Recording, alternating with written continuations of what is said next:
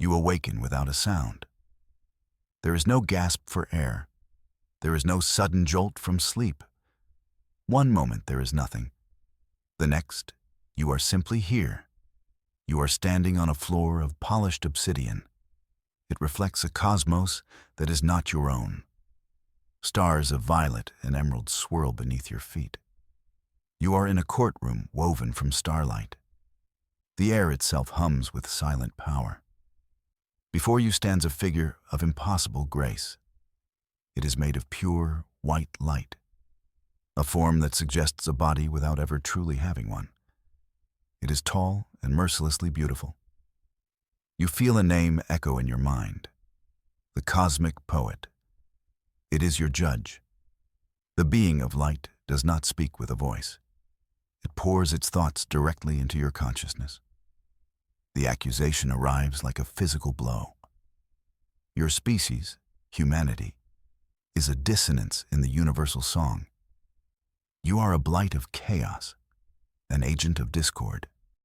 To prove its point, the poet replays your history. You're not watching a screen. You are in it. You stand on the muddy fields of forgotten kingdoms. You smell the iron tang of blood. You hear the clash of bronze swords and the cries of the fallen. The poet forces you to feel the hatred of 1,000 wars. You are on the deck of a sinking ship. Cannon fire rips through the wooden hull. You are in a trench, the sky screaming with artillery. You are in the cockpit of a fighter, chasing a ghost of fire across a bruised sky. The poet shows you conflict on every scale, from fists to fusion bombs. It presents this bloody tapestry as its only evidence. It expects this display to crush your spirit. It believes this chronicle of violence is the total sum of your existence, a long, ugly equation of pain that equals only worthlessness. The poet finishes its presentation. It waits for your inevitable shame. The poet grants you the right to speak. Its silent judgment hangs in the star-dusted air. It expects a grand defense, a complex argument about philosophy or destiny. You offer something else entirely. You answer its cosmic accusation with a small and simple story. You tell the poet about a man named Sergeant Jax. You served with him on a world of red sand and angry suns. You were not fighting a war of conquest. You were evacuating civilians from a collapsing colony. The planet's tectonic plates were tearing themselves apart. There was no enemy to shoot. There was only the shaking ground and the countdown clock. During the final transport lift, a little girl was crying. She refused to board the shuttle. She had lost her pet, a small, furry creature native to that world. A ridiculous thing with too many legs. Sergeant Jax went back for it. Not for glory, not for a medal. He ran back into a building that was groaning under its own weight. He returned moments before it collapsed into dust. He placed the fuzzy creature into the girl's hands, and then pushed them both toward the ramp. He did not make it on himself. He was smiling when the shockwave hit. The poet absorbs your story. It does not feel its warmth. It feels only the illogical nature of the act. It projects a new feeling into you. It is the collected sorrow of your entire species. Every tear ever shed, every heart ever broken. You feel the grief of a parent laying a child to rest. You feel the loneliness of an elder with no one left to call. You feel the sting of every betrayal, the quiet ache of every goodbye. It is a tsunami of despair, an ocean of loss meant to drown you. The poet calls this feeling a poison, a pointless, illogical burden that your species carries. It tells you this grief is a flaw in your design, a weakness that serves no purpose, a bug in your crude biological code. It insists that a perfect being would feel nothing at all. But you do not drown in the sorrow. You stand your ground against the tide. You let the grief wash over you and through you. It is a familiar pain. It is the price of love. You know this. The poet does not. You show the poet what this grief builds. You show it the towering marble monuments to the fallen.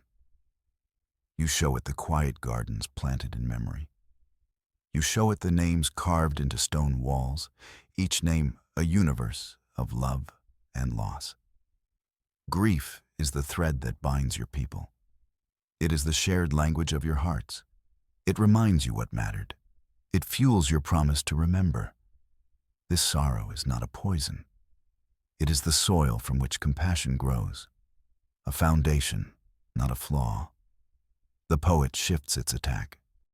If it cannot break you with your pain, it will mock your pride. It condemns your creations, your clumsy, imperfect art. It fills the void with its own work. It shows you galaxies it sculpted with gravitational hands. It shows you nebulae painted with solar winds. These are structures of breathtaking perfection, symmetrical, flawless, eternal. Then it holds up humanity's work in comparison. It shows you a clay pot, slightly lopsided. It shows you a painting where the colors bled. It shows you a starship, scarred and dented from 1,000 journeys. It calls your creations crude failures, the clumsy efforts of children who will never understand true beauty. It compares your greatest cathedral to a pile of mud. It insists that only perfection has value. Your art, your engineering, your very homes, they are all worthless in its eyes. You do not deny the charge of imperfection. You embrace it. You ask the poet to look closer at the lopsided clay pot. You point to the faint fingerprint baked into its surface. That is the mark of the person who made it, a signature of their humanity. You show it the Japanese art of kintsugi, the craft of repairing broken pottery with seams of gold. You explain that the cracks are not hidden. They are celebrated. They tell the story of the object's survival. They make it more beautiful, not less. You point to the scarred and dented starship. Each scar is a story. That burn mark came from escaping a supernova. That dent was from a misjudged asteroid field. Those imperfections are a testament to its journey. It is a truth that sterile perfection can never understand. Beauty is not the absence of flaws. It is the story they tell. The poet seems to consider your words. The light within its form softens for a moment. It offers you a bargain, a cruel and tempting mercy. It will spare humanity from erasure. It will halt its final judgment and allow your species to continue its clumsy journey. The price is simple. You must surrender your identity. You must give the poet all your memories, your loves, your losses, your triumphs, your shame. You will become a clean slate, a hollow vessel for the poet's own perfection. Humanity will live, but the person you are right now will be gone forever.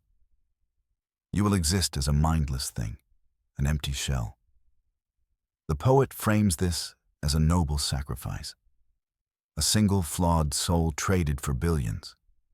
It is a logical, reasonable offer. It waits for your acceptance. You look at the being of pure light. You consider its offer of hollow salvation. You think of Jax and the little girl's pet. You think of the golden seams in a broken bowl. You think of every messy, painful, wonderful piece of your life. And you give the poet your answer. You refuse the bargain. You choose to remain yourself. You would rather face oblivion as a complete person than live as an empty echo.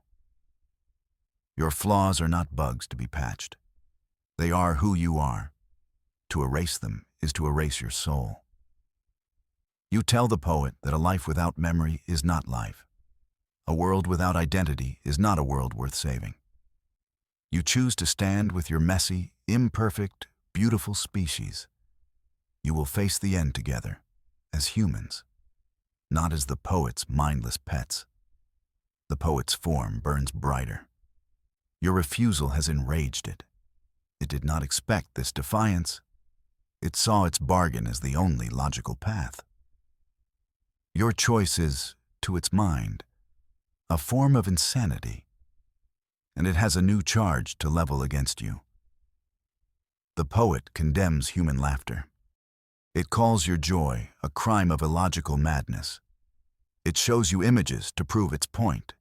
It shows you a group of people at a wake, sharing a funny story about the deceased. Tears stream down their faces, yet they are laughing. It shows you the crew of a failing starship. Alarms are blaring. The hull is groaning. They have minutes to live. And the pilot cracks a joke about the ship's warranty. The co-pilot chuckles, a dry, hopeless sound. The poet presents this as evidence of a deep-seated malfunction in your minds. Why would you laugh in the face of disaster? You almost laugh right there. The poet understands so little. You explain that joy is not madness. It is your final weapon. It is the ultimate rebellion against the darkness. It is the flag you raise when all other banners have fallen. That laughter at the wake was not mockery. It was a celebration of a life well lived, a way to honor memory with joy instead of just sorrow. It was a refusal to let death have the final word, a shared memory that pushes back the dark. The laughter on the dying starship was not insanity. It was courage. It was the crew's way of facing the end on their own terms. They chose to meet oblivion with a smile, not a scream. It is humanity's greatest strength, to find light in the deepest shadows. Laughter is the sound of a spirit that refuses to break. The cosmic poet is unmoved. It dismisses your explanation as more flawed logic. It has heard enough. It has seen enough imperfection. Your species has been weighed. You have been measured, and you have been found wanting. It renders its verdict erasure. The poet begins its final verse. This is not a song of words, but of power. It is a melody that unwinds the fabric of reality. The star-woven court around you begins to tremble. The light of the distant nebulae dims. You feel a cold dread creep into your soul. You feel a sudden, terrible distance. You look up and see the stars of your home system. You see your sun, a familiar yellow star, and you watch in horror as it begins to flicker. Its light wavers, as if it is a candle in a rising wind. The song of oblivion has begun. The poet's song of erasure builds in power.